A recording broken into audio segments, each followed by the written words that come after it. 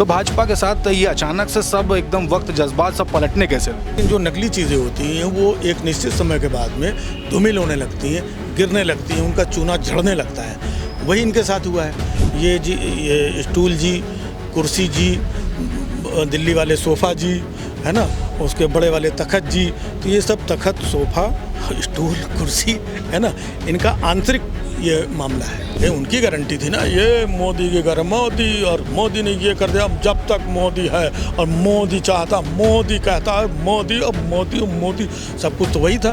अब जब हार गए तो यहाँ स्टूल और तखत और सोफे में लड़ाई चल रही है। 4 PM न्यूज़ नेटवर्क में आप सभी का स्वागत है। मैं हूं क्षितिज कांत। 2024 का लोकसभा चुनाव बीत गया, समीक्षा बैठकें हो गई और बैठकों के बाद तमाम सारी चर्चाएं हैं।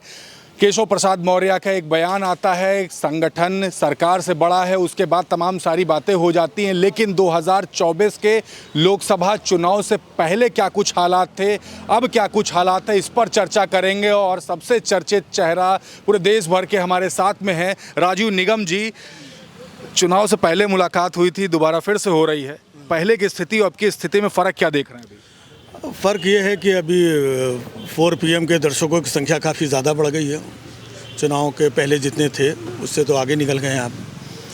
और बाकी रही देश की बात, तो फ़र्क पूरा देश देख रहा है। हम इस वक्त उत्तर प्रदेश में साफ फ़र्क दिख रहा है कि जो कहते थे राम को लाए हैं और राम और जय श्री राम, राम आएंगे अंगना सजाएंगे, उन लोगों ने राम का नाम लेना छोड़ दिया है ना। अब वो राम की जगह भगवान जगन्नाथ जी का नाम लेने लगे हैं। तो ये फ़र्क ही तो है।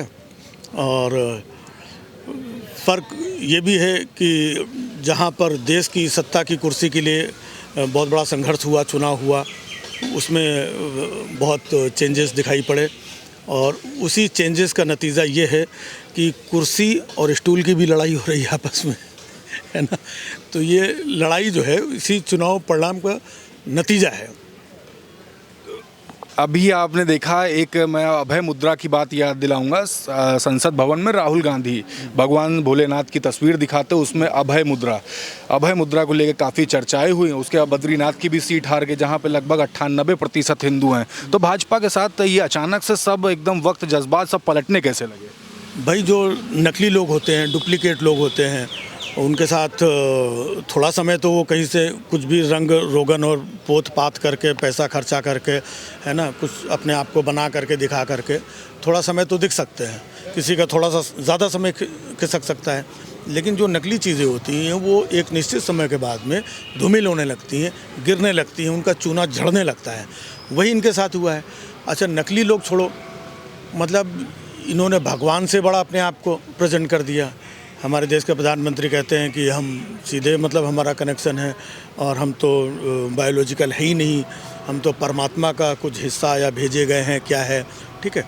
और जो राम राम राम, तो अपने धंधे के लिए जिन्होंने राम का इस्तेमाल किया, अब जब फ्लॉप हो गए तो क्या आपको चुनाव के पहले 22 जनवरी उद्घाटन, ये वो, इसके बाद हर दूसरे दिन योगी जी अयोध्या चले जा रहे हैं, जायज़ा लेने जा रहे हैं। फिर चुनाव के पहले भी मोदी जी अयोध्या गए, फिर से प्रधानमंत्री बने, तो क्या दोबारा अयोध्या आए? वो तो उड़ीसा में जाके जय जगन्नाथ बोल रहे हैं, मतलब राम जी को ही भूल गए वो। तो ये नकली लोग थे।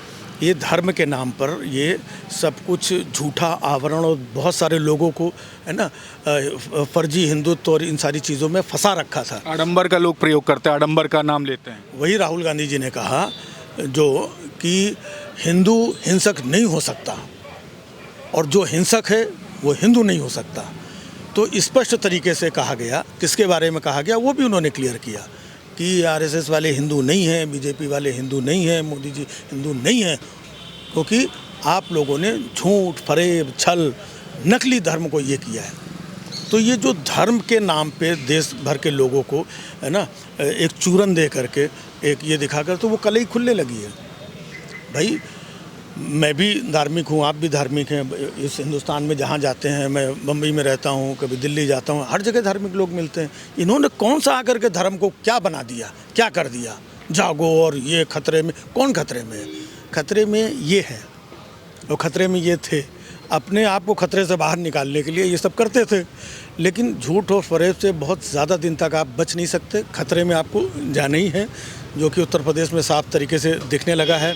स्टूल और कुर्सी की खींचतान जो स्टूल कुर्सी की खींचतान से कहूँगा, पिछले 24 घंटे में एक बयान काफ़ी वायरल रहता है केशव प्रसाद मौर्य के, जिसमें वो कहते हैं संगठन सरकार से बड़ा है। उसके बाद दिल्ली में जाकर बैठकें भी करते हैं। उसका चर्चा ये होने लगती है कि सपा सुप्रीमो अखिलेश यादव के संपर्क में है और किसी भी समय तख्ता पलट हो सकता है। इस तरीके की चर्चाएं सोशल मीडिया पे इस समय आम तौर पे वायरल हो रही हैं। हमको लग रहा है वो खुद ही फैला रहे हैं वो मौर्य साहब, कि किसी समय तख्ता पलट हो सकता है, ये हो सकता है और ये हो सकता है। जो शख्स मतलब जिनको स्टूल के नाम से जाना जाता हो, कुर्सी तक जिनको नसीब नहीं है, जो अपना खुद चुनाव हार गए हों, तो महत्वाकांक्षाएं इतनी बड़ी बड़ी, तो मुझे लगता है कि ये सब उनके घर की जो अंदर की खींचतान है, ये वहाँ पर अपना बेनिफिट लेने की कोशिश कर रहे हैं कि आपस में एक दूसरे को मजबूत, तुम छोटे हम बड़े तुम छोटे, और संगठन बड़ा और ये सत्ता छोटी। तो ये सब, इसका अभी किसी दूसरे से मतलब नहीं है, समाजवादी पार्टी से मतलब नहीं है, कांग्रेस से मतलब नहीं है, इनका सिर्फ बीजेपी से ही मतलब है। ये स्टूल जी, कुर्सी जी, दिल्ली वाले सोफ़ा जी, है ना, उसके बड़े वाले तखत जी, तो ये सब तखत, सोफ़ा, स्टूल, कुर्सी, है ना, इनका आंतरिक ये मामला है। तो अंदर फूट पड़ चुकी है मानते हैं हम मतलब जैसा दिख रहा है, फूट नहीं भी पड़ी होगी तो दरार तो दिख ही रही है। दरार है, अब दरार कितनी चौड़ी होती है तो फूट के लेवल पे नज़र आती है, कितना समय लगता है। लेकिन ये है कि जिन हथकंडों को लेकर के ये चले थे, जब कोई भी चीज़ जब दरकने लगती है, गिरने लगती है, तो वहाँ पे फूट पड़ती है, दरार पड़ती है। और इसके ज़िम्मेदार हम तो खुले तौर पे मानते हैं कि देश के प्रधानमंत्री हैं, जिनकी गारंटी पे चुनाव लड़ा गया, और आज दोषी इनको बताया जा रहा है, तो दरार तो पड़ेगी। भाई मैं कैसे दोषी, तुम कैसे दोषी, ये क्यों नहीं दोषी, वो क्यों नहीं दोषी, और जो असली दोषी है वो पीएम बन करके अपना फिर से बैठा हुआ है। भाई उनकी गारंटी थी ना, ये मोदी के घर मोदी, और मोदी ने ये कर दिया। जब तक मोदी है और मोदी चाहता, मोदी कहता है मोदी, और मोदी सब कुछ तो वही था। अब जब हार गए तो यहाँ स्टूल और तखत और सोफे में लड़ाई चल रही। आप मुंबई से यूपी तक चले आए, कई लोगों से मुलाकात होती होगी। सबसे ज़्यादा जो समस्याओं पे बात होती है, तीसरी बार प्रधानमंत्री ने शपथ लिया है, ये झुटलाया नहीं जा सकता, लेकिन पब्लिक के तमाम सारी समस्याएं होती हैं। आपसे चर्चाएं करते हो, मैक्सिमम जो कॉमन जो समस्याएं हैं लोगों के बीच में, वो क्या दिखती हैं आपको? अब तो सबसे बड़ी समस्या वो खुद है ना, कि वो जैसे तैसे जैसे बने, पूरा देश देख रहा है कि जुगाड़ तुगाड़ से चीज़ों से बने हैं, है ना। अब देश की जनता, उनका चेहरा, उनके कर्म, उनकी योजनाएं, उनके झूठ, उनके छल, उनके परपंच, उनके जुमलों से देश ऊब चुका है।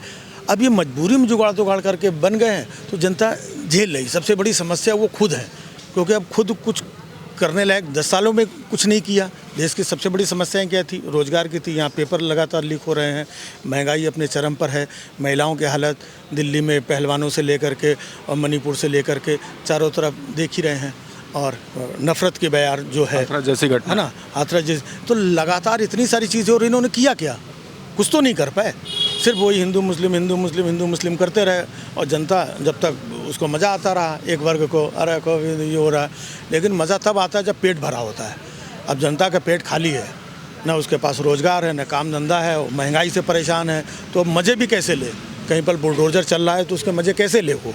तो इसलिए वो लौट करके अपने रूट्स पे आ गई है कि हमें काम, रोजी रोजगार चीज़ें ये चाहिए। आखिरी प्रश्न लूंगा, जिस समय मुख्यमंत्री योगी आदित्यनाथ बड़ी बैठक कर रहे थे, उस समय भारतीय जनता पार्टी के तमाम नेता आकर के समाजवादी पार्टी को ज्वाइन कर लेते हैं। ये इस समय सबसे ज़्यादा चर्चा इसी पर हो रही है। हाँ, ये तो अभी शुरुआत है, ये तो शुरुआत है, और जाहिर सी बात, मंत्री भी नहीं पहुंचे थे वहाँ पर। जाहिर सी बात है, ये तो शुरुआत है। जब जहाज़ डूबने लगता है ना, तो उसमें से बहुत सारे लोग उछल कूद करके, जब जिसको जहाँ मौका मिलता है, जहाँ पर शेल्टर मिलता है, कूद फांद करके लोग निकल करके जाते हैं। तो इससे साफ जाहिर होता है कि अगर इस तरीके की घटनाएं हो रही हैं तो जहाज़ में छेद हो चुका है। बिल्कुल, एक मैसेज, पब्लिक आपको काफ़ी देखती है, आप कॉमेडी चैम्पियन भी रहे हैं काफ़ी, तो उस वे में एक मैसेज दे दीजिए पब्लिक को। भैया, पब्लिक का सिर्फ यही कि पब्लिक ने इस बार बड़े सोच समझ करके काम लिया, और सब कुछ जिम्मेदारी पब्लिक के ऊपर ही होती है।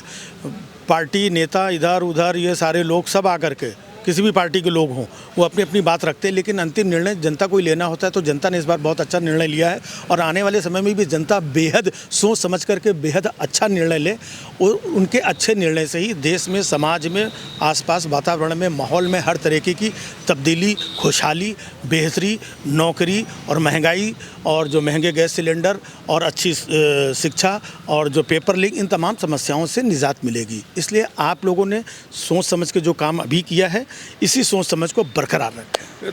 Thank you very much. तो राजीव निगम जी हमारे साथ में थे, आपने सुना तमाम सारी चर्चाएं हुई और सबसे बड़ी बात ये, देश में पिछले समय चुनाव से पहले क्या कुछ हालात थे और अभी क्या कुछ हालात हैं, इस पर चर्चा हुई। काफ़ी ज़बरदस्त तरीके से हमारे सामने रखा। कैसी लगी ये पूरी रिपोर्ट आप कमेंट बॉक्स में लिखते रहिएगा और अगर आपके भी अगर कोई प्रश्न है तो वो भी कमेंट बॉक्स में लिखिए।